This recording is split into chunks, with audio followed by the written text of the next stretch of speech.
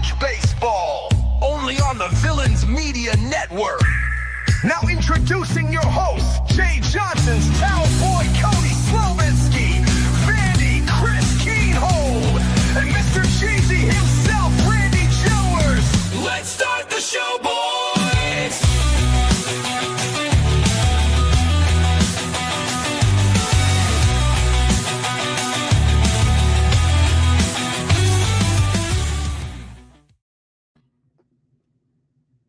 Okay, Terry. We need to do some editing here. Yeah. Time to update the videos, right? Yeah. Problem is, I don't know what I'm doing updating videos and making those intros like that. So we're going to have to find somebody to get it done for. Yeah. So how was your Sunday? Man, it's baseball regional finals Sunday. What are you talking about? I'm in heaven, son. Well, my blood pressure's up, so it's bottom of. Let's see. Hold on. Uh-oh. This one. Oh, okay, so St. Mary's College just got a single, bottom of the ninth. It's 5-4. Uh-oh. Stress the hell out right now. They better stop them. Get a double play. My God. Pucker strings, huh? Yeah. Just a little bit. And then they still got to play Cal Poly. Now, I know they beat Cal Poly pretty good this year, but Cal Poly hasn't lost a single game in their regional yet. Right. So they have to beat them twice. Pucker strings. Yeah. I mean, luckily they gave me medication for my blood pressure, the VA. just for baseball season, right? Well, it's any time that my teams are on the TV because I can't see them. They can't seem to give me a comfortable lead ever. Let me check real quick because I think you've got another game going on today too, don't you? Yeah, that it probably just started for you. Talk about softball. Yes. I haven't checked down. This is about 9. I got to focus on this one to end the show. So. Okay. So we are currently in the top of the first. It's 1-0 Texas Tech already. If you guys, I'm just here to tell you, I don't cheer for UCLA much of nothing, but I'm cheering for them tonight. I want them to beat Texas Tech. I want them to get the revenge of last year because they're the ones that put us out. And so it's. Who knows? But like that one's the time. But not. Yeah. See, I don't need this. It's not about right now. For me, it's not about getting revenge for last year. It's about UCLA wearing the banner of every team in college softball right now to put a stop to Texas Tech. Well, they better. The way they build their rosters and they just go buy everybody's players and then they make up a false narrative about coaches talking about them. And come on, man, that didn't happen. Yeah. Please, UCLA, do your thing. Now I'm begging, right? Yeah. I've been begging. But it's been a while beyond that, like we said, it's regional finals Sunday. And what better way to celebrate regional finals Sunday than to have a player come on and talk with us and tell us what it's like playing in some of these games. Absolutely. Who you got lined up for us, Terry? So this young man came recommended from us from Coach Lambden. As some of you may know, he was a previous guest on our show. He was the head coach over at Victor Valley College over in Victorville, California. And I asked him, do you know any players or coaches that he'd recommend? And the first name he was excited to mention was, and we're about to bring him on right now, is Dominic Dominguez. He is the catcher at Cal State University San Bernardino Coyotes. So everyone, welcome Dominic to the show. Welcome, Dominic. Hello, thank you for having me on. Thank you for being here. Glad to have you. It's exciting for me to get a player's perspective. Mm-hmm. think you already got a fan here. Okay. I don't know. I'm guessing You know that's a who that is? teammate. Oh, yeah. That is my teammate, Jeremy. What up, Jeremy? Okay. Okay, that's awesome that you got Thank you for tuning in, uh, Jeremy. teammates. And I'm guessing that's your mom. That's my aunt, actually. Okay. Okay. Got some family in here. Got some We family love in that. here. We love that. Got a good crowd. Is that how you say it? Zoila? Yeah, Zoila. Tia Zoila. Okay. Thank you for watching, Zoila. Tia Zoila. Okay. And Oh, Danner. man. Okay, we're getting a lot of comments tonight. I'm Jennifer guessing Wong. Jennifer might be the That's special lady. Yep. Okay. Okay. Welcome, Jennifer. Oh, man. I don't think we've had this We got many everybody. comments this quick. He's got a lot of people watching him tonight. That's good. There's a lot of people in San Bernardino and Victorville. A lot of people in the IE coming out Yep. to show support. Yeah. Well, thank Okay, you for so- everyone tuning in and showing support. So we're gonna get this off on the right foot.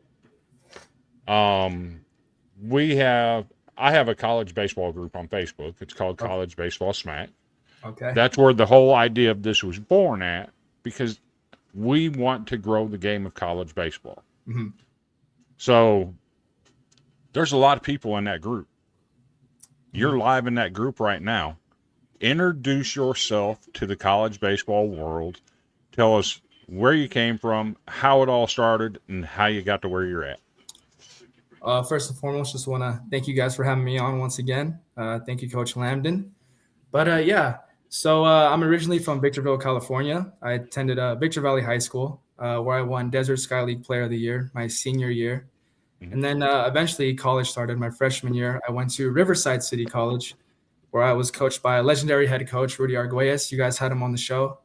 Okay. But yeah, just being around, that sort of group my freshman year kind of just opened my eyes, I guess, to college baseball. Even though that was just like junior college baseball, there's just so much talent. You would never expect the guys to be that good, at the junior college level coming out of high school. So it just kind of opened my eyes up, and I really need to get to work. So eventually, worked my way up, found a starting spot, actually played some competitive baseball games my freshman year, but kind of realized, I wasn't going to get consistent playing time there. So I transferred back home to Victor Valley College. Shout out Coach Lambden, really great coach. And it was just kind of a process there, playing every day, catching every day, just kind of realizing, what my body needs day in and day out to be, really good at a high level. Consistently, even if it's junior college, because I'm trying to, transfer to a 4-year after this. So yeah, Victor Valley College, really just kind of opened my eyes. If I want to be an everyday player, this is what it takes. I need to get my body right. I need to get my mindset right, and eventually, had a good year there. Transferred to Cal State San Bernardino with Coach Mike Nato, and yeah, that's how I got to where I'm at. Just kind of working every day, trying to get better, trying to be a student of the game. See, that's a fantastic story. We love hearing where you came from. Before we get too much farther, I'm going to give you a chance to shout out, other than Coach Arguelles and Coach Lambden, shout out some people that are special in your life that helped you get to this position you're in. Yeah, sounds good. Want to shout out my dad. May you rest in peace. My mom, my little brother. Yeah, just shouting out everybody, all the coaches that have supported me and put their belief in me. Okay. Terry, you want to jump in with some questions real quick? Let's see. So I know you already graduated, or you finished the season anyway. Yes. And you still got a little bit to go to complete your degree, correct? Actually, I finished it, so I completely graduated. Yeah. Congratulations with that. Thank you. My first question, when we talked on the phone, I think it was last week, you said you want to kind of keep your body still in playing shape. You mentioned something about, I think it was called the Pecos League. Yeah, Pecos League. Yeah. You want to tell us about that? Like, is that like a farm system kind of ball, or is that still like a collegiate level affiliated kind of ball? It's indie ball. So Yeah. the Pecos League is kind of, a league.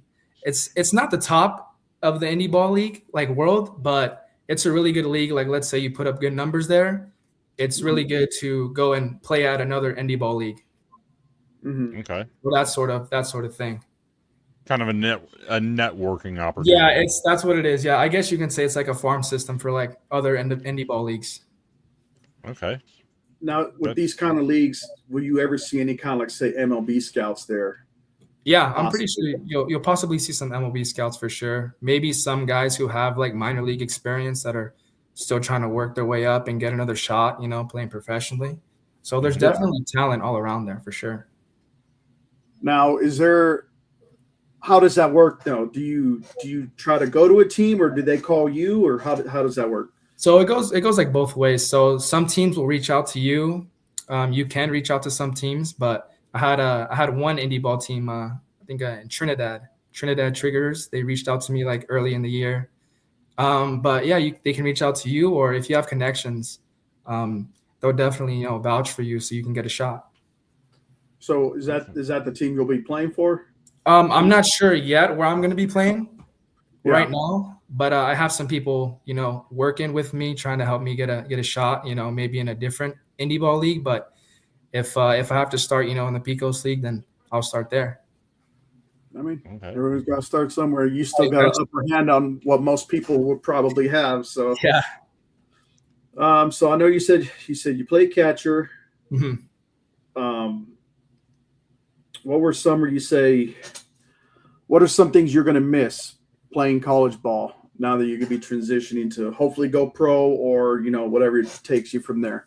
Yeah, I think college baseball, especially recently being at Cal State San Bernardino, I think a lot of guys came from the same background. A lot of JUCO transfers, and I think just the camaraderie of everyone.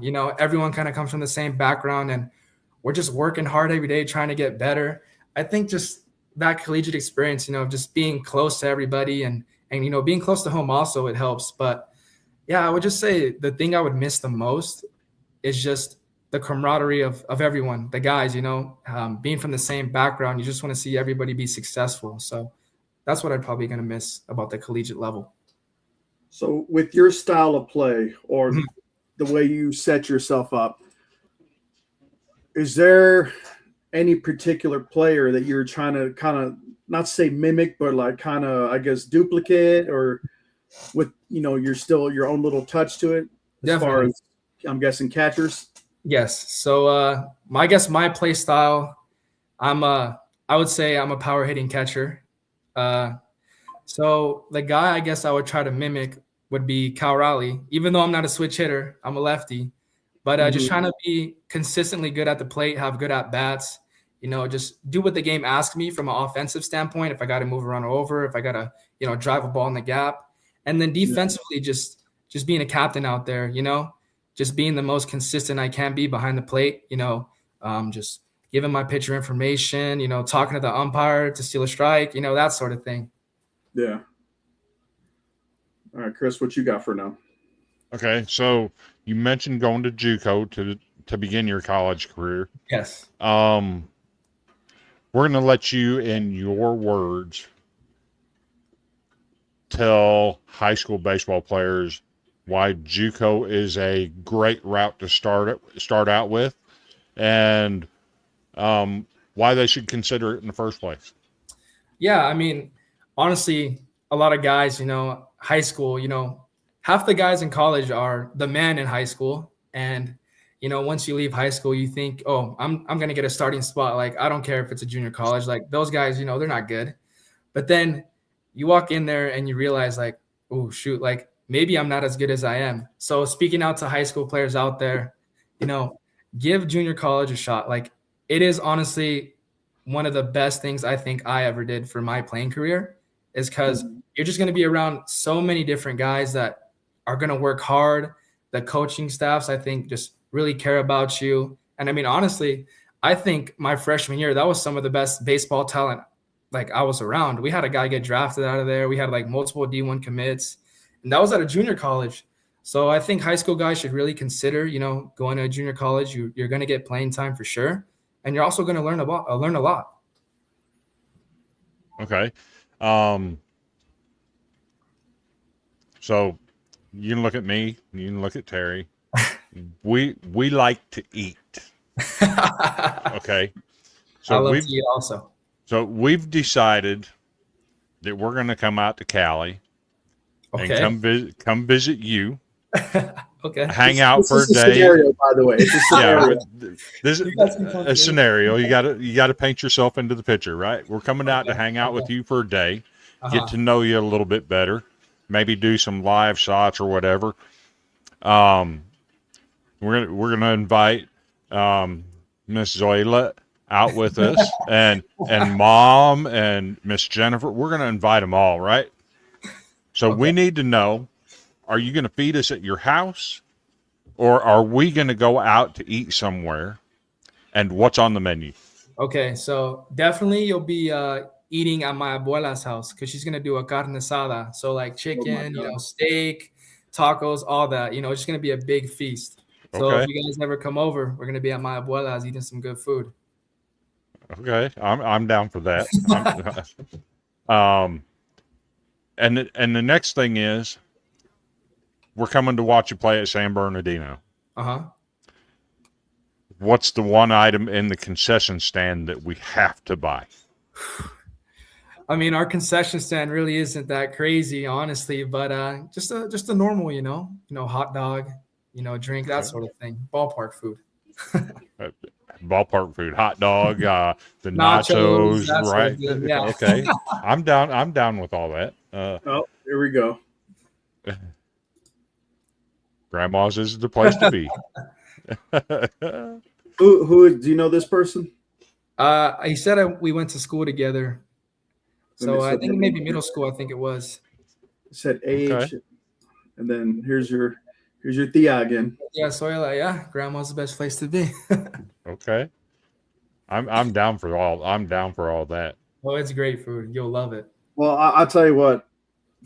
After being here for 7 years, it's like Tex-Mex has nothing on California Mexican food. I will say that, Chris. Okay. You got. I will die on that hill without ammo. I'll just stand there with unarmed. If y'all don't believe me, just to show you how much I have confidence in it.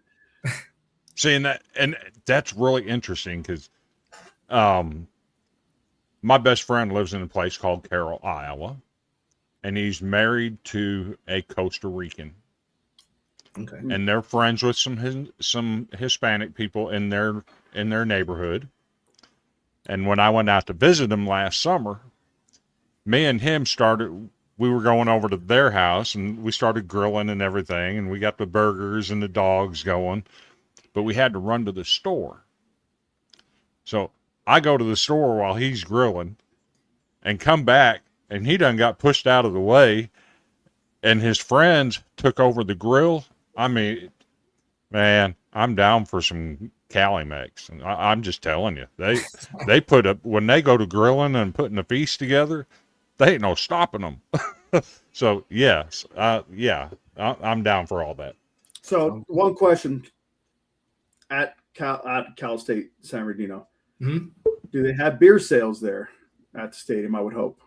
I don't think they do. I don't think so. No. We got pregame in the parking lot. Pregame in the parking lot, right? At Danner 1, if you could tell us the name of that friend to maybe help him. Yeah, maybe that would help. Now, so I mean, obviously you already graduated, but when you were playing, if we were to go see a Coyotes game, obviously we're not going to just go to any game. We always like to see the rivalry games because we know the motivation is a lot higher, no matter what the record is on either side.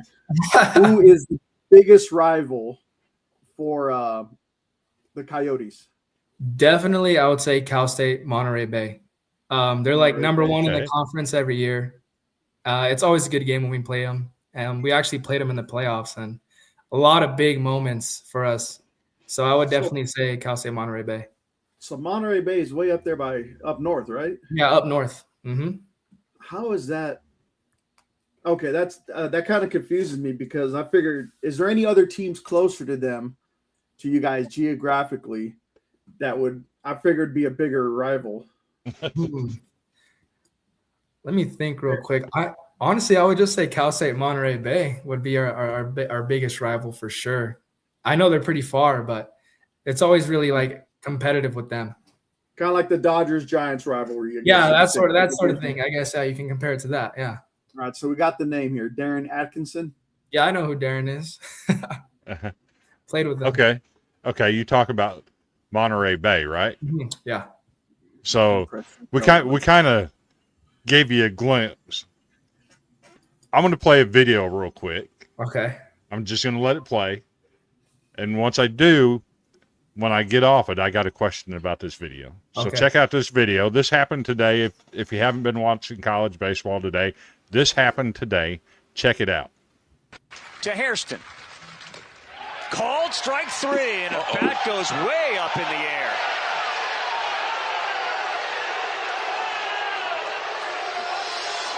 That was a display that can get you run out of a game. Yeah, I'm pretty shocked that it didn't. And they're going to have a meeting, the umpires. That one, that's a no-no.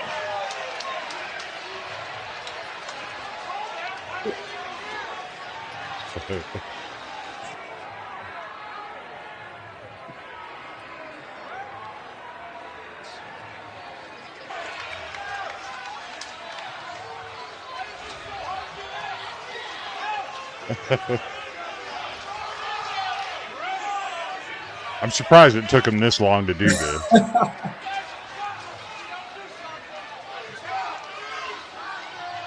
I think it's pretty understandable right here. I mean, just like...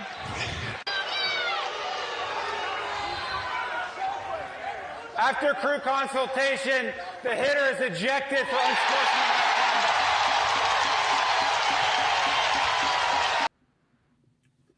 Okay, so my question on that video, you talk about Monterey Bay. Uh-huh. You hit 18 home runs this year. Yes. Are you tossing your bat like that against them?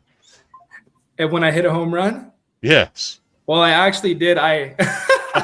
I actually did have a clutch home run for us in the playoffs, and yeah, full emotion just came out. I flipped it. I was yelling. Some things I can't say on air, but I definitely let my emotions show in some spots, especially big spots that I succeed in for sure. Okay. See, I'm okay with a bat flip in limits. Mm-hmm. There's a point where it can go too far. Do you think he went too far with that one? Yeah, I mean, he definitely did go too far. I feel like he showed up the umpire a little bit. I mean, he didn't like the call, but you don't throw your bat, 30 feet in the air. Maybe go back in the dugout and slam your helmet, but don't show up an umpire like that on the field. Okay. So, see, I love getting the player's perspective on that. It means a lot to hear that because there's such a debate online about what's okay and what's not and what kind of emotion's okay. I love hearing it from your perspective. You got anything, Terry? I want to know what this one is about. If you could, hold on. Here we go. Preston Kelly. He's a pitcher from Cal State Monterey Bay that I hit the home run off of. Yeah.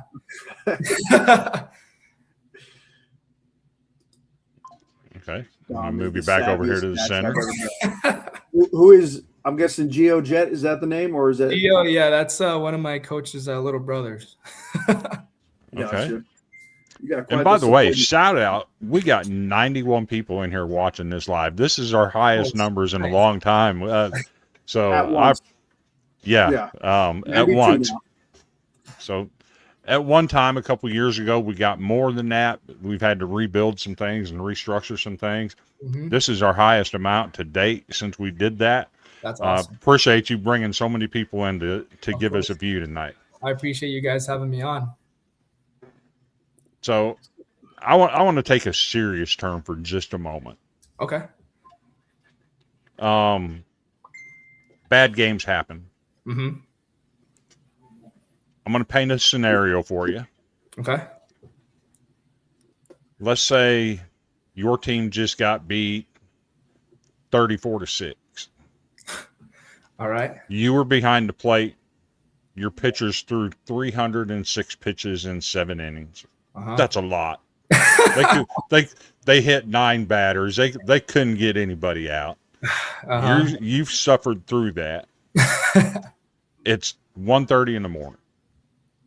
You're on a long bus ride back from Monterey back to San Bernardino, and you're ready to quit playing ball. Mm-hmm.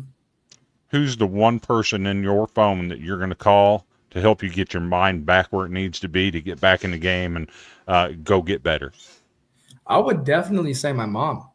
Definitely my mom. I'd call her up, She always has something to say, like the right thing to say, whenever I'm feeling down or feeling like I just can't do it. She always just says something right that gets me going again and gets me motivated and want to go compete. Okay. That's you're actually the first person that's ever answered that with "I'm calling my mom." So we've had athletes on. We had not Derek Curiel, the other sophomore at LSU, the pitcher. We had him on last year. He said he's calling his dad. I personally think he was lying. He's calling his mom 100%, just like you are. Yeah. But I want to know Mm-hmm. who is the best pitcher that you have ever faced? Best pitcher that I've ever faced. Whew, that's a tough one. But last summer we had a guy. He was on, I think, some team in Edmonton. It was in the West Coast League, and everybody in that league was throwing pretty hard, like 92, 93, firm. But then all of a sudden, I look up at the scoreboard. This guy warming up 98, 100. I was like, oh my gosh, I've never seen anything like that. And it's crazy once you step in the box and you see it. I was like, okay, I'm gonna take the first pitch, see how it looks like. I put my foot up and the ball was already by me. So that was insane. I don't remember his name. I know he got drafted, but I would say he's probably the best pitcher I've ever faced. So you said the West Coast League, right? Yeah, the West Coast. It's a West Coast. You say Edmonton. We're talking about Edmonton, Alberta, Canada? Canada. Yeah, Canada. Oh, wow. Okay. Oh, nice to see Canada getting some love in here. You don't hear that in baseball very much. No, you're not. We're happy to have them. Thank you very much. So, looking at your numbers this year, Mm-hmm. You're a little bit older than a guy like Vanderbilt's starting catcher this year. Mm-hmm. He was a freshman. Mm-hmm. You started 50 games of the 56 that San Bernardino played. Mm-hmm. He started like all but 6 of Vanderbilt's game Mm-hmm. as a freshman in the SEC. Yeah. So put yourself in his shoes. You did it as an upperclassman. Mm-hmm. What would it be like? What's the experience that he's going through as a freshman to do what you did as an upperclassman? I would say freshman year, just catching that many games, I would honestly take it as a learning process, but also just trying to go out there and compete with what I already have, Like as an upperclassman, I've already had the experience and I kind of know what to expect. So if I was put, let's say, in that situation as a freshman, I would definitely just try to, get as much information as I can from our coaches, what would help me get better. Definitely ask my pitchers like, hey, like, what can I do to be a better, catcher for you? So just kind of experiencing, all the ups and downs of a baseball season and just trying to compete with what I already have. So that's how I think I would take playing that much as a freshman. Okay. And to piggyback on some of the playing stuff, what's more important for you? being able to frame a pitch or your out rate to throw people out at second base or throw people out at third base? What's more important to you? Your protectionism or your framing? That's tough. I would say framing, honestly, because you want to be smooth back there, and you could always work on your throwing. You could always work on your framing as well. But I think if you're smooth behind the plate, I think it gives your pitcher more confidence to throw to you. Like if he misses, let's say, a spot or something close to the black, and you get it, you catch it right, and stealing strikes, I think that's probably more important, I think, than maybe throwing. They're both important, but I think receiving would be, something that I would like to do. So one of your teammates says the best advice you ever gave him was, you want to know how to beat the shift? You hit a ball 400 feet into the stands. And I'm with you on that. I am with you. You want to beat the shift, hit it where they're not standing. Yeah, there's no shift over the fence, so not at all. unless the spectator shift to not get hit by that laser beam coming up. Who's this person here? This is my other tia. Oh, okay. Hello, tia Raquel. I have no idea what you just said, Terry. Tia means aunt. Okay. And then Raquel is her name, I assume. Yes. Okay. So remember, I'm half Puerto Rican, Chris, so I kind of got the Latin stuff pretty much down. So okay, if I have any questions, I'll ask. Right? Yeah. Abuela means grandmother too. Yes. So we're gonna have 104 watching whenever we go over there. Yeah. 104 watching right now. That's crazy. That's good. I love it. That's awesome. Let's see. What else was... So a couple years ago in college baseball, you saw a lot of college pitchers get into, and you see a lot of it in the major leagues as well, of pitchers having a personal catcher. Have you ever had a pitcher that selected you to be their personal catcher, that no matter when they were on the mound, you were behind the plate? Yeah, I have actually. The first time it's happened was it was in summer ball recently last year. A man by the name of Seth Wrightstone. He's at Vanguard, but he'd always want me to catch him during his games. And then I guess recently this year, I would say Devin Hernandez, who was a pitcher for Cal State San Bernardino. I was always behind the plate of almost every single inning he pitched. So definitely. How does that make you feel as a player? Definitely makes you feel proud because you work so hard to be good at what you do, and when somebody notices that, it's a really good feeling.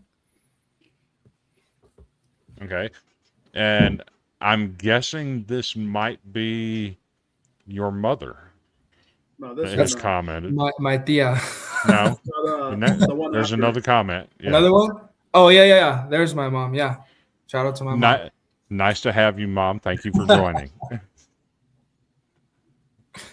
I'm not even going to attempt a name, Terry. You can say it. Is it Yadira? Yes, Yadira. Okay. See, I'm learning all this stuff, right? Always good to learn. Always good to learn.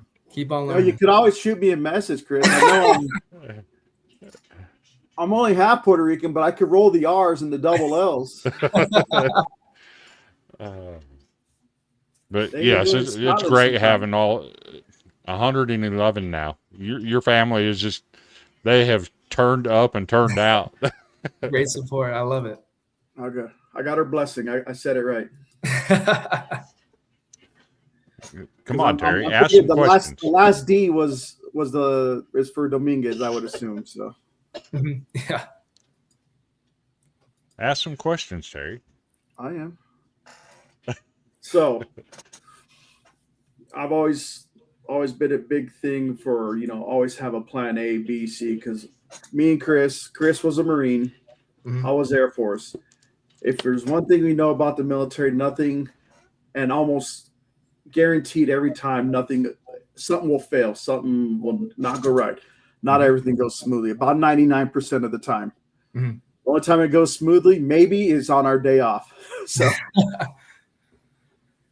what are your plans? Let's say, I mean, we're pulling for you to make it to the bigs. I would love to see you in the bigs. I appreciate I that. mean, even I hate the Dodgers, but if you make it to the Dodgers, I will buy a Dodger jersey just to say that I know you. But what are some plans, like some backup plans, to say if God forbid you don't make it to the bigs, after that? So some backup plans for me. Recently, I would say a couple years ago, I got really interested in like becoming a teacher, honestly, because when I'm done playing, I want to also be a coach. So maybe be like a high school teacher and then also like the baseball coach there, and then eventually work my way up to be like the head athletic director of the school. So that's my backup plan. I mean, you might not have to do high school necessarily. Yeah, not necessarily high school, but I definitely want to coach. From what I was told by Coach he already shouted out earlier, he says he's like ready to take you in like right away up at Mr. Valley College. So, I mean, that would be great to see. Yeah, I'd love to coach with Lambden. Lambden's awesome. I saw that link. Yeah. I saw Terry, you weren't even paying attention. I saw Dominic when he said, I'd love to coach with Lambden, and then he winked. I caught that. I caught it. That's his giveaway that we know where he's headed. But, we don't want to know he's going to the Giants. Do you want to play for Tony Vitello? I'd love to play for him. Yeah, I'd love to play for any organization, honestly. I just want to go out there and play. Okay. Is this one of those house divided moments, like one Thea is a Dodger fan, the other Thea is a Giants fan? That's how it is, a little family rivalry. That's how it is. As long as nobody's a Padres fan, that's fine with me. As long as nobody is a Padres. See, it's amazing that you say that because I'm personal friends with the Weathers family. Okay. And they drafted Ryan in the first round at number 7 overall, and then wasted his career out there. Yeah. And now he's with the Yankees, getting some love, even though I hate the Yankees. But he's getting some love from them, getting some mound time. That's good. But it's interesting that you say that because I had that personal connection there. I mean, let's face it. How many careers have the Padres ruined, though, by people being too faithful to them? Yes, a lot. Cody Gwynn, rest in peace. Yeah, may you rest in peace. So I'm going to go back to your childhood days. Okay. Who is the major league catcher that made you decide, hey, this is the position I want to play? Definitely, I would say Yadier Molina or Buster Posey. One of those two for sure. Just the way they went about the game. Just there's professionals and then there's a step above. And I think they were a step above of everybody else, just students of the game, always learning. It seemed like they always were just getting better every single year, even at the pro level, which is insane to me. So I would say those two for sure when I was younger was, some people that I wanted to be like. Okay. So we're going to put you on the spot. Okay. So here lately on social media, everyone has a list. Okay. So we need your top 5. Top 5? Greatest catchers of all time. Greatest catchers of all time. I mean, not in order, but I guess you got to throw up Johnny Bench up there. Johnny Bench, Yogi Berra. Okay. You can throw up Yachty up there. Okay. I'm trying to think of some other great catchers. I feel like Buster deserves to be on that list. I think he's had a good career. Okay, that's 4. And one more. I would say this is my personal favorite. I would say Pudge, Ivan Rodriguez. Boom, you got him. That's the exact 5 I would have. All right, here we go. We got from Thea again. I have a question. Oh. She says, "Will you play internationally?" If I get the opportunity to, I don't know too much about, playing internationally, but I definitely would be interested in playing internationally, some pro ball overseas. Japan. Japan would be cool. Korea, any Okay. any league in Asia. It's pretty sick out there. So I've been like one or two. I was actually stationed in Korea, okay. and they don't make the game boring. Let's just say, even if the team's not doing bad, they just have an energy, no matter what sport it is. I've seen hockey games in Korea. I've seen international friendly where it's South Korea versus Brazil, and just the atmosphere and the fans. They make it exciting. Like you will not have a boring time if you were to play in Korea. I would guarantee you that. Oh, I would love to play out there. It'd be awesome. Well, let me ask your Thea here. Where would you want him to play if you're still listening? Answer me that question. Or Caribbean League might be a good one too. That'd be good too. Yeah, those winter leagues like the Dominican ones, things like that. Yeah. Okay, so I'm going to ask you a defensive question. Okay. What is the hardest style of pitcher to catch? Is it somebody that's overhand, somebody that's more 3/4 slot, sidearm? What's hardest for you to catch? I would say the slots aren't that big of an issue. I just think the hardest one for me is someone who like throws hard but doesn't really know where it's going. So like I'm already playing defense, but then I'm really super defensive because now I don't know where the ball's going, and then like I just don't catch it right. I'll like frame it bad. I'm like, dude, like it's just terrible when somebody throws hard and they can't like locate it. I would say that's like the hardest to catch. Okay, so control is more of a thing for you than arm slot. Sure. Yeah. Okay. Arm slot like it's fine, but the control thing, that's big. So not Randy Johnson. As long as he's doing it right there, 100 down the middle shouldn't be too hard. So yeah, you got to watch out for them birds when he's pitching. Yeah, you got to watch out for the birds. So offensively, Mexico would be fun. That'd be fun. When you're at the plate, are you a launch angle guy or a longer path through the zone guy? It's interesting you say this because before this season, my thought process was always to kind of swing down on the ball, right? Like get on top of it, like don't really swing under it. Because naturally my swing, I already kind of swing up. But then I realized I really wasn't hitting balls like consistently hard. I was like looking at my swings. I'm like, something's got to change. So after summer last year, went into the fall back on campus, and I was just trying to figure out, what's going to work for me. And one of our coaches who was a player last year, his name's Jason Shedlock. And me and him were talking. He's like, why don't you swing up on the ball? Not necessarily swing up, but get on plane with it more. So I would say my thought process now is kind of just getting on plane with it. So I guess you could say swinging up, but not necessarily like swinging down, just having a flat like path through the zone and just kind of staying through it. Okay. And I ask that because that's such a big part of the college baseball world now is the philosophy at the plate is so many coaches are turning to the launch angle stuff instead of the path through the zone. And it's interesting to hear you talk about it as a player. Terry's just showing all of the comments, right? I don't want to fall behind. So I'm out, but I love the support that they really showed up to him. And shout out to all the 124 people watching. Wow, nice. You have. I think he's probably more than doubled our previous records since at least I've been as far as they are. I love having this many people in here talking to him about this. Oh, that's awesome. Yeah, I love it too. So, being at college, what's it like? I mean, I'm certain you were away from family for the most part. So, as a player, walk us through that. How often were you able to get home and to spend time with family, or were they able to come down and watch you more, or how did that dynamic play out?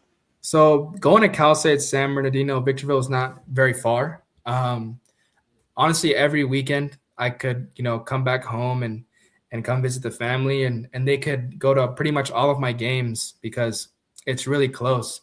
So I would say going to Cal State San Bernardino probably was the best thing for me because I was really close to family. And yeah, I wouldn't say I had like a different dynamic. I know some guys go out of state, that sort of thing, but being close to home, I think was really cool for me. Okay. So you played at San Bernardino. Mm-hmm. Prior to that, or prior to even going to college, Mm-hmm. who is your favorite college baseball team? Favorite college baseball team. I always like a dream school for me was like USC. I always I always wanted to go to USC. Okay. I mean, that's understandable. They hold the most natties in baseball. So hate to say it, but did that have anything to do with just being USC, or was it a certain coach or somebody that was there? Or I just think my family, they always were like talking about USC when I was like younger, and I'm like, oh, I want to go play baseball at like USC. Like that'd be so cool because like everybody around me was talking about it. Okay. Their hitting coach is Travis Jewett, who is a former hitting coach at Vanderbilt that won a national championship in 2014. Okay. Interesting that you said that school. I was hoping you wouldn't have asked that question because I already knew the answer to this when we had our phone discussion. I'm like, Chris, don't you ask it because I'm not going to. You got to ask questions like that, though, right? Have to. Right, So, school be? Say it again. Who would your second school be if you had to pick one? Second school. Don't say Vanderbilt. I would say Cal State Fullerton. Okay, that's Just being a SoCal guy, you hear a lot Okay. about Cal State Fullerton. I'll accept that. Yeah. Well, what's his name? Our previous guest before, Rich Hill. He coached there too, didn't he? Yes. So, He coached there for a little bit. I don't know if she's laughing. I don't know if she's laughing at me holding up the star B or if she's laughing at you slinging your hat across the room. So is it now? I know you said it's Giants and Dodgers in the household, but did they all agree on USC? Or is there some division there too? I wouldn't say there's much division from like a college standpoint. They just wanted me to go to college, so I think whatever college I chose, they'd be happy with. It's more from like professional like teams like the Padres, Giants, Dodgers. Like that's when it gets a little heated. But college, no, not so much. Okay, so we've kept us above board so far. Now it's time to sneak down and get a little dirty with you. We need to hear a war story of a time that you may or may not have gotten into it with an umpire. Oh, I gotta think about that one. I never really got into it with too much with umpires, but I would say definitely my junior season was at San Bernardino. I was already just having a bad series. It was actually against Cal State Monterey Bay. I only had one hit that series, and I ended up like striking out looking, and I thought the ball was outside. And, I told him, I was like, that ball's, outside. Like, no way. And then I come back in the dugout and I just like slam my bat. And then my coach is just, giving me an earful. So I would say like that's the time I think I really let an umpire hear it. So there's never been a time where you've been behind the plate and the pitchers, his pitches are right on the edge every single time. And the umpire starts squeezing him. Shrinking that zone down a little bit. That did happen recently, actually, in our regional against Point Loma. I felt like we were getting squeezed a little bit. It got to a point where I wanted to say something, but there was still a lot of ball game left. So I didn't want to like ruin it for our team, kind of talking to the umpire. I would just say here and there, I'm like, where's that missing? Like, is that like away, this? and like our coaches are just chirping at him the whole time. And then there was one point in the game where I thought a ball was like really like right down the middle. And if you know what a TrackMan is, like so at one point I caught it, he called it a ball, and then I just said, we should check the TrackMan on that. Like I just thought it was a terrible call. I was like, we should check the TrackMan on that. Like, let's get the data. How did he respond? He didn't say nothing. He was already getting chirped at the whole game by our fans, by our coaches, our dugout. So I'm pretty sure he was already just done. Okay. So you said you're a power hitting catcher. Mm-hmm. You hit 351 with 18 homers. Mm-hmm. What's more important, the home runs that you hit or the batting average? I would definitely say my average, but I don't really look at average too much nowadays. I honestly look at OPS. So I would say OPS is a big thing, but if between the two, I would probably say my average over the home runs. Okay. So Terry, he's getting all quiet over here on me. He's still fuming at that USC comment. So I'm gonna ask you. No, this. I'm looking at it's almost like a full-time job with the comments we've been getting. I'm not making sure I don't miss any. So I'm gonna ask you this. Take us through a full day of a Dominic Dominguez typical day as a college baseball player. How did it unfold? What time did you get up? What time did you show up at the facilities? Everything. Okay, so normal day with class, I'd probably be up around probably 8, go to class at 9, and then as soon as class is over, our coaches usually open the field around 10:30, 11. Our practice we don't meet till practice till 12:45. So I'm usually at the field from at like 10:45, just kind of stretching out, taking some swings in the cage, and then just waiting for our team meet. So 12:45 practice will start, and then our practice usually ends around 3:15, depending on really what's scheduled for practice. And then after that, we have weights at 4. So I think the crazy thing is too, our field isn't on campus. It was an old minor league field, so it's like 15 minutes away from campus. So after practice, you got to change and then rush over on campus to get to weights that start at 4. So I would say, my day was just pretty much just around that time. That's pretty much what I did every day. Was that at San Manuel Stadium? No, it was at Fiscalini Field. Oh, okay. So you didn't go where the 66ers played? No, I did play there though. I did play there for when I was at Victor Valley, they had like an all-star game for like all the JUCO guys in that area. So I did play there. Okay. See, I had another question on my mind, and Terry interrupted me, and it slipped. Well, let me see if I could help you. We're talking about a day in the life, what his routine is. All right, we'll give him a chance to figure it out. Now, you got it? No, Chris? not yet. Not yet. Now, how hard is it to say do all that and still find time? Obviously, you have to squeeze in your studies, to pass your test or work on some papers. It's like a 7-page essay on what I had to do. I did a 7-page paper on tilapia for my fishery class. Okay. I don't know how I did it, but I did it. But bet you didn't think you could squeeze 7 pages about tilapia, could you, Chris? That's what I was just making a face about. How did you write 7 pages about a fish? Yeah. I mean, I thought it was going to be a hard time. It was actually fairly easy. There was a lot of uses for the fish besides consumption. Mm-hmm. Okay.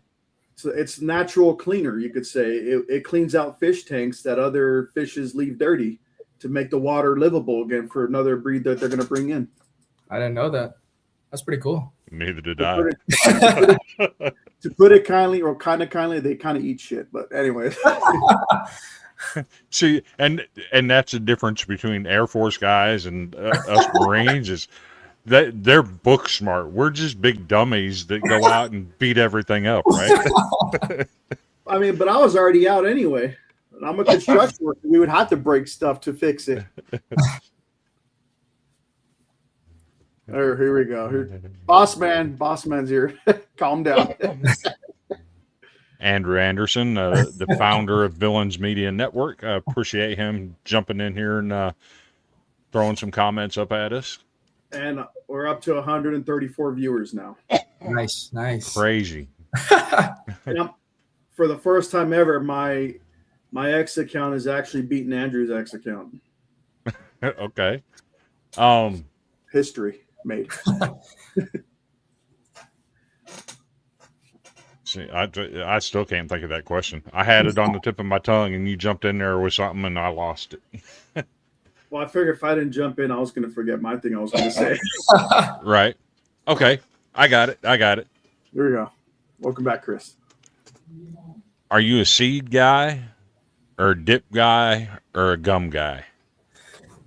Ooh, that's tough because I'm not that big on any of them, actually. I never really played with, seeds or bubble gum. I know some guys, like dip. A big thing now is those Zins. I don't know if you guys heard of that, but that's a big thing now, Zins. So, but okay. Yeah, I've never done any sort of like seeds or gum. I've always just, had nothing. See, that's disappointing to me. Because as you can see on our screen, we are sponsored by Chinook Seedery, the best seeds on the market. You want to go get you some of the best flavored seeds you'll ever put in your mouth that don't leave an aftertaste, ChinookSeedery.com. And use the promo code Golden Broom and get 10% off your order. So, Mom, Auntie, if you want to get Dominic some gifts, go ahead and order him some seeds. I'm sure he would like the hatch chili. Oof. or the jalapeno flavor, or maybe even the lemon pepper. I mean, there's some good ones I think he would really, really enjoy. I got to go check that out. I need to buy some. That sounds good.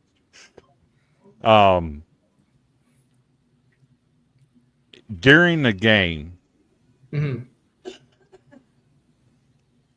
would you rather be the person to go out and talk to the pitcher and try to calm him down, or would you rather your pitching coach come out and lead that effort? Say he's gotten a little bit wild, he's struggling a little bit. Which way do you prefer? Do you prefer leading that, or do you want your pitching coach to do it? I would rather lead that. I think a pitcher definitely would want to hear it from a player rather than a coach.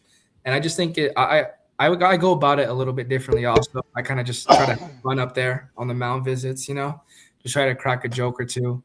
Just try to get the guy loose. Like, some guys, when you go up there, they're just really mad at themselves. And I think you just got to make them laugh. I think that's how it should be done.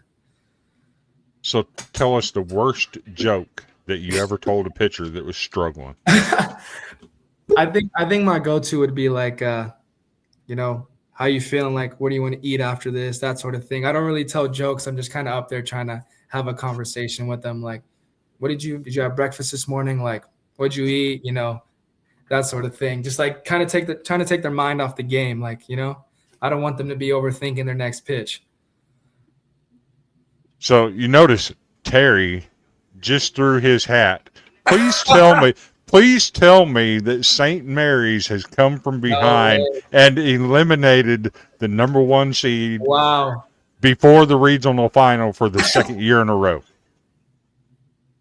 Yep, an extra inning, 6-5. Wow. That's insane. So he started talking trash to me on Saturday or on Friday, right? He said, as long as UCLA doesn't do what Vanderbilt did last year. Of course, Vanderbilt was the first number one overall seed to not make a regional final. But you said that we had already previously done that before. So it's like we're alternating. Vanderbilt goes number one, we get eliminated. I said as long as they don't do what they did, but I wasn't bashing you guys because I know you're upset about it. I just didn't want to see it happen. I didn't say, haha, Vanderbilt sucks. So what's funny is they went out and became the first number 1 overall seed to lose the first game of a regional. Yeah. So they did us one better. Yeah. Little Yeah. one up. Yeah, Andrew says Terry's going to crash out. We'll go I shoot think my he already dog in did. a second. No, I'm just kidding. No, Pete, I'm just kidding. Edit that, Andrew. Edit that portion out. I was not talking big smack. One of my things I kept saying was, we'll see. Let's see what happens. You guys act like I'm Kenny. So, as a recruit,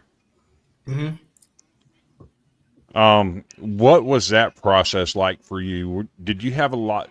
Were there any D1 colleges coming after you? Was it all JUCO, D1, D2, D3? What level of coaches were recruiting you the hardest? So out of high school, I really didn't have too many looks. I would say I only had one D1 school really like trying to get after me. That was UC Riverside.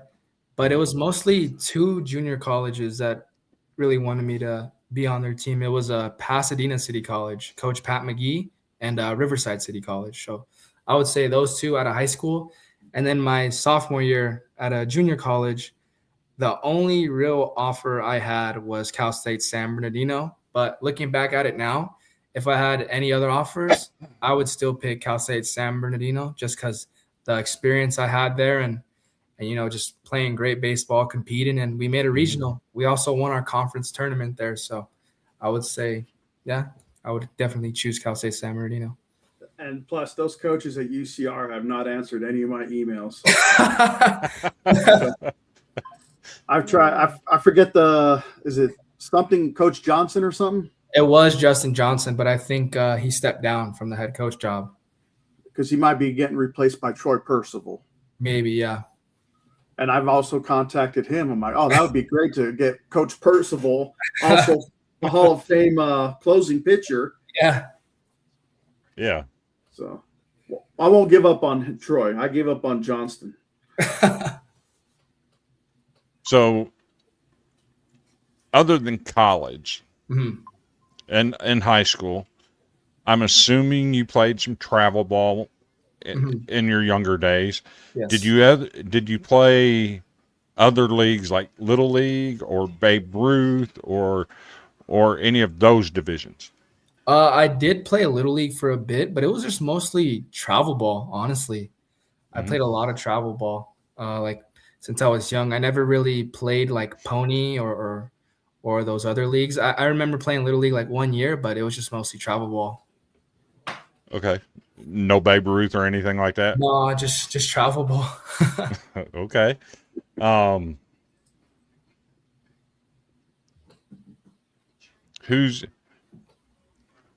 do I put it?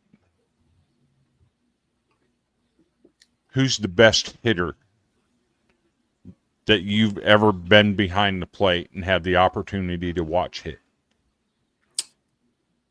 The best hitter. I would say recently, last summer, we played the Springfield Drifters, and there was this guy from, I think it was Oregon or Oregon State. It was this lefty, and every time he came up, it was just like ball off the wall left center, ball off the wall right center. I was like, dude, how do we pitch this guy? Like, this guy's just squaring up everything. I think he ended up being like 5 for 5 that game with like 3 doubles. It was just insane to watch behind the plate.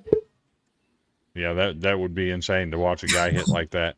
It was cool. What's your most memorable moment at each level, high school and then college? My most memorable moment in high school, I would say, is beating our rival school to win league, Adelanto. College, I would definitely say is really recent. It was my home run against Cal State Monterey Bay in our conference tournament.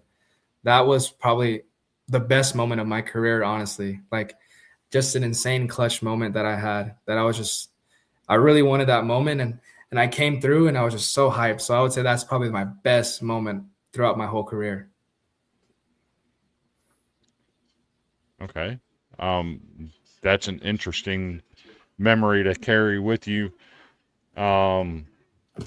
Who's the best catcher you've ever worked with in training? The best catcher, I honestly feel like the catching staff that we have at Cal State San Bernardino is probably some of the best catchers that I've been around, honestly. Just a lot of guys that just want to get to work and want to get better. So I would say the guys, that I have, like Eric Aguayo, Noah Batonko, those two guys, like they want to get better, and it's awesome being around guys that want to put work in. Okay. And we know you got some of your teammates in here watching. Mm-hmm.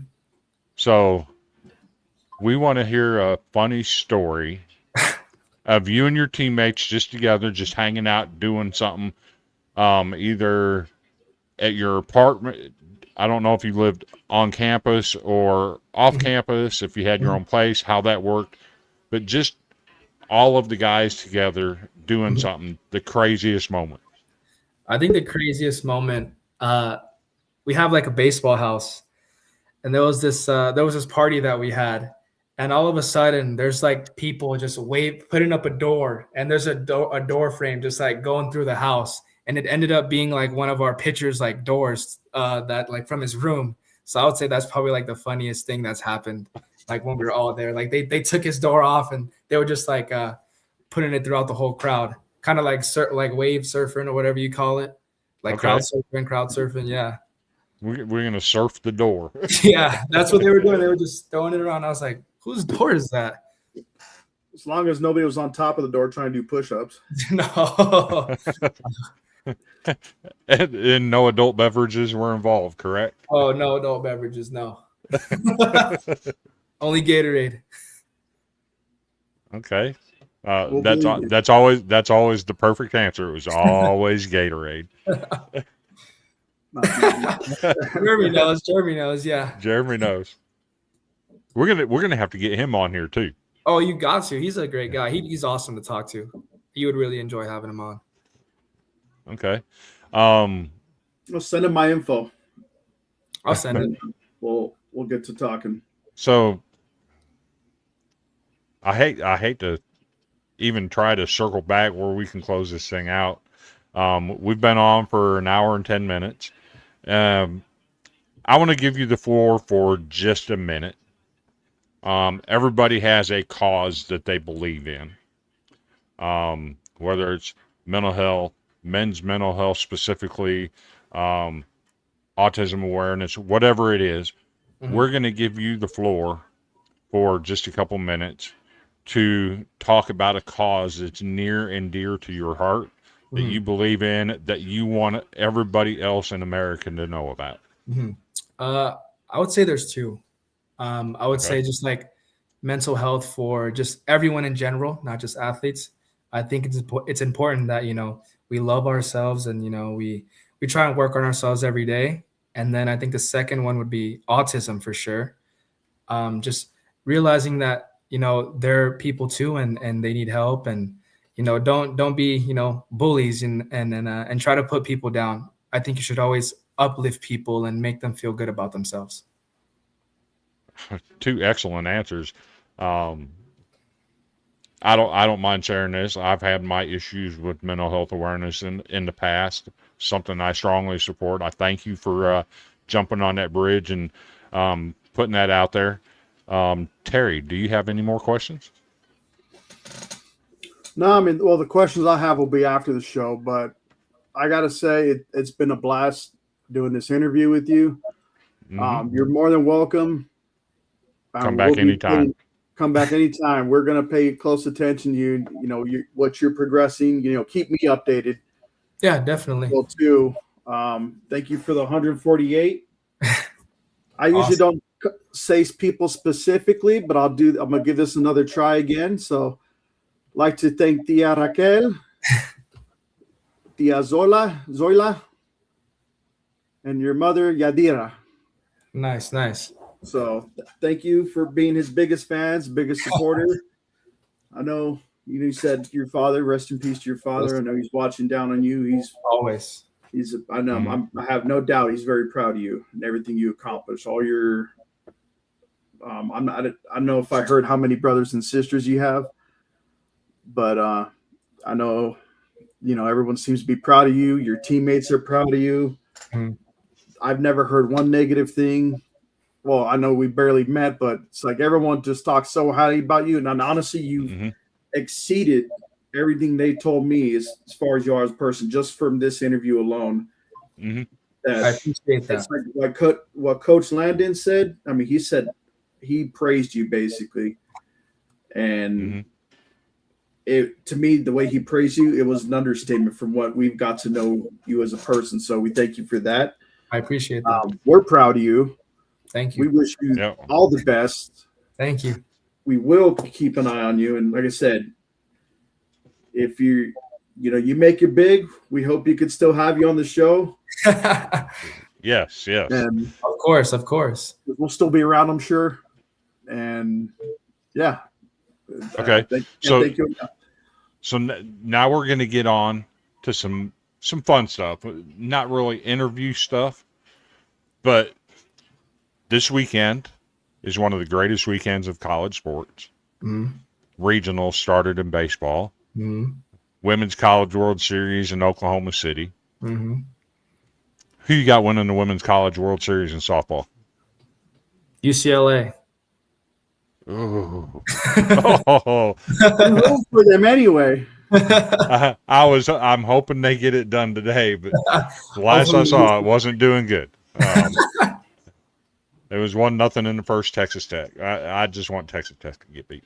No, but I'll look a quick update. Let's roll over to baseball and D1.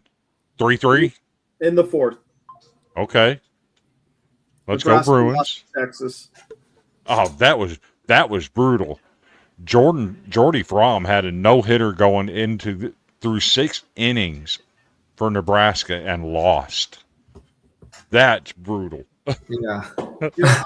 I'm going to say this right now. If we somehow end up going to San Bernardino or wherever you may be at the time, I want to meet your aunts.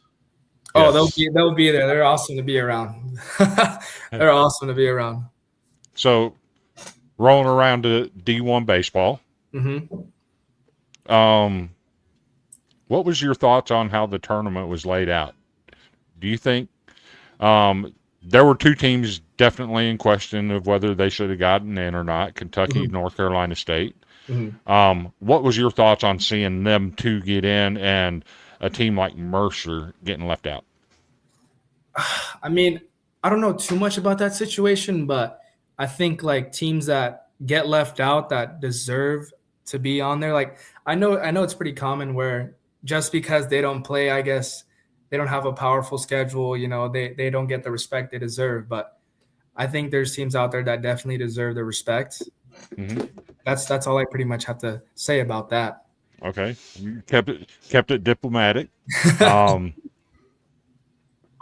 Who's your Omaha 8? My Omaha 8? Yeah. I really couldn't tell you. Honestly, I haven't been watching much college baseball recently, so. Too busy playing, right? Yeah, just too busy playing, honestly, yeah. Either St. Mary's or Cal Poly. That'd be cool because I have a buddy on Cal Poly. Do you? Okay. At Riverside City College, Casey Murray Jr. Casey Yeah, Murray he's my Jr. teammate, the center fielder for Cal Poly. So Okay. hopefully he I hope they beat St. Mary's. Oh, I hope so too. Tell him I'm rooting for him. I don't even know him. He's a great guy. He's a great guy. Okay. You got to have a favorite to win it all. I would definitely want to see, a team that hopefully Cal Poly slow. I mean, since I got a buddy on there, I would love to see him win it. Okay. We'll roll with that. From this day until the end of the tournament, this show will be supporting Cal Poly.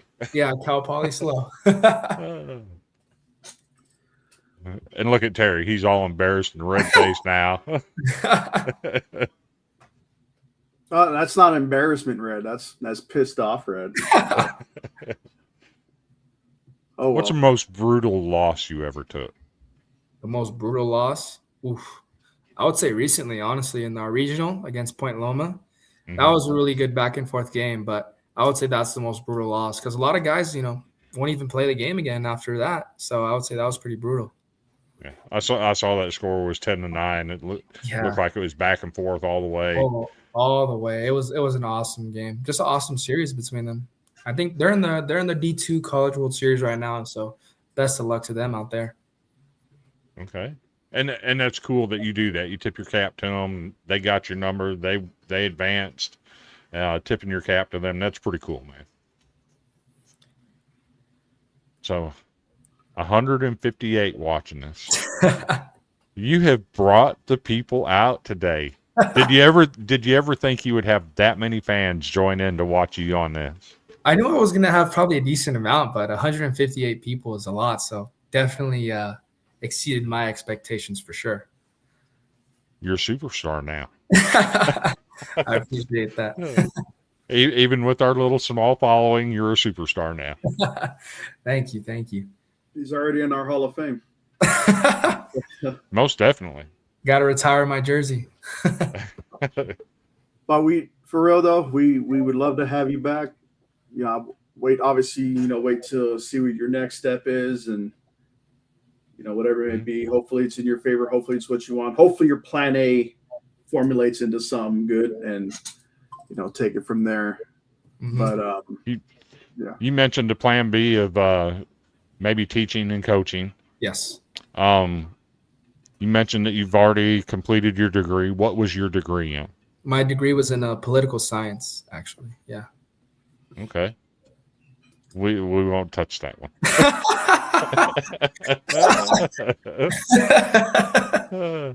Hot button issues. We try and, for the most part, we don't talk politics. Yeah, it's a controversial topic. Definitely A lot of so. people. Tia Raquel is still. I don't blame her for being mad either. Oh yeah, she's very upset about that. And you said they're all in San Bernardino, correct? Yeah, like LA, LA, IE, around there. So Gotcha. around there. Okay, so we didn't touch on it. I want to get into a little bit of your I don't know, your entertainment taste. My entertainment taste. So before the game, Mm-hmm. you want to get psyched out. You've been to class. You've been sitting in class all day. Uh-huh. You come to the ballpark. You need to get in a frame of mind to get ready to go play. Uh-huh. Who's on your playlist? Who's on my playlist? So from a personal standpoint, I would say it's a lot of rock. So like Guns N' Roses, Red Hot Chili Peppers. Okay. So just trying to get hyped up there. And then once we get to the field, the guys do a good job on aux. They're usually playing like rap or rock. It's a good mix, and you're just fumed up, ready to go compete. Okay, since neither one of us have seen you play, and finding highlights of San Bernardino is really, really hard. Yeah. What's your walk-up song? My walk-up song was Good Time by Alan Jackson. It was a country song. Okay. Yeah. Okay. Did you have a good time? Oh, I had a great time. That's all. So then it fits, right? Oh, it fit. I didn't think it was gonna fit that well, but it was really good. Okay, we got to know about this one. Which one? What is Echo Park? Echo Park. That's where they're from. My tia. It's a place in Okay. They're from Echo Park. Yeah. Okay. So like by Dodger Stadium, by like 5 minutes away from Dodger Stadium. Oh, okay. I know exactly. Yeah. It's all like in my head now because I would always drive by that before. Yeah. So you've probably been there. Many So times. we got your music. Mm-hmm. You like the Guns N' Roses, the Peppers, that type of stuff, and then when you get to the ballpark, the good mix of the rock and the hip hop type stuff. Mm-hmm. What's your all-time GOAT sports movie? All-time GOAT sports movie. Ooh. That's tough. I would say it's definitely a baseball movie. The Major League franchise is honestly really good. I would say Major League. Sandlot is good too. I can't really decide, but a movie that I think I watch, I kind of go back to is definitely Major League. So I would say that's my best. Okay, that's a fair answer, right? At least you didn't cheat and say "Remember the Titans" or something. That 90% of America fell in love with. You went deep on us on that. Yeah.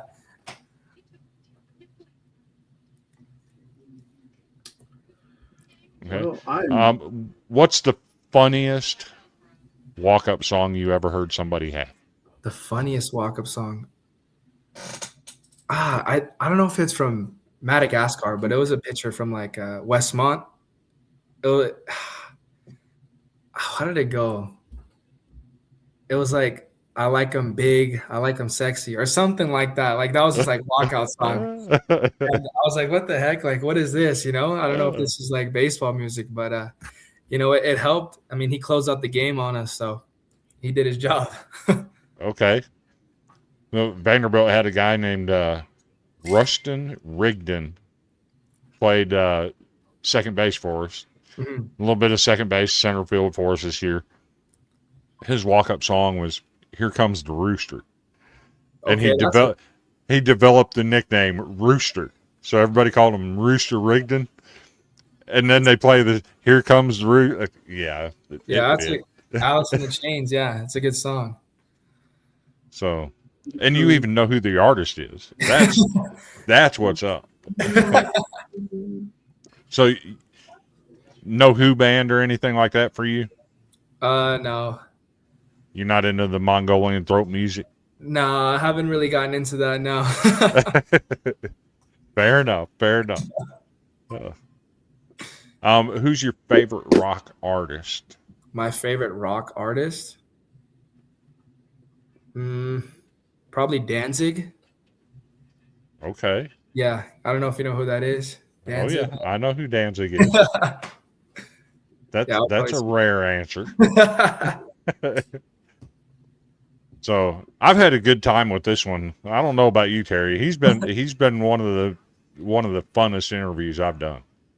Oh yeah, because he got that same energy as Coach Landon, if not higher. I appreciate that. But yeah, if you want to stick around for a minute or so after the show, I got some questions off air. Yeah. But we thank you for coming on. We thank you for your family, everyone, your teammates, everyone showing out, showing their love and support, and look forward to see you progress through the baseball ranks and hopefully see you in the pros one day. Mm-hmm. But with that said, I'm all good over here. Chris, how about yourself? I think I'm all good. We'll go ahead and cut this off. And like he said, stick around for just a couple minutes while the exit video plays. He's got a couple of questions he wants to ask you off the air. We'll go ahead and end this. Terry, who do we got next year? Or next week? Next week, I just did some random searches. That's how I found Kentucky State and all those other guys. But this one, I went even deeper. So I went to the Division III ranks. Okay. I went to a college in South Carolina. I believe it's in Greenville. Okay. And this is when I pranked you guys saying, hey, I got the Bruins coach to come on the show. And you guys are like, really? I'm like, yeah, it's Bob Jones University. Okay. Greenville, South Carolina. They're actually, it's a private school. It's a Christian college. Mm-hmm. So, and he showed me you'll see the stadium they used to play in. Andrew knows all about it. Andrew I'll ask him, but he might come on to talk to this guy because he doesn't live very far from this place itself. Okay. So next week, head coach from Bob Jones University. Bob Jones University. Same great time, 6 p.m. Central Time. Same great location. The Golden Broom Podcast on Twitter, on Facebook, on YouTube. We'll share it out to other sports groups as we see fit. But we'll be back next week. Y'all have a great week. Stay safe. Stay dry. I know it's calling for a lot of rain this week, all around the country. Go cheer on some college baseball, some college softball, and we'll catch you guys next week at 6 p.m. with the head coach at Bob Jones University. Until then, stay great. I'm on my way to the couch.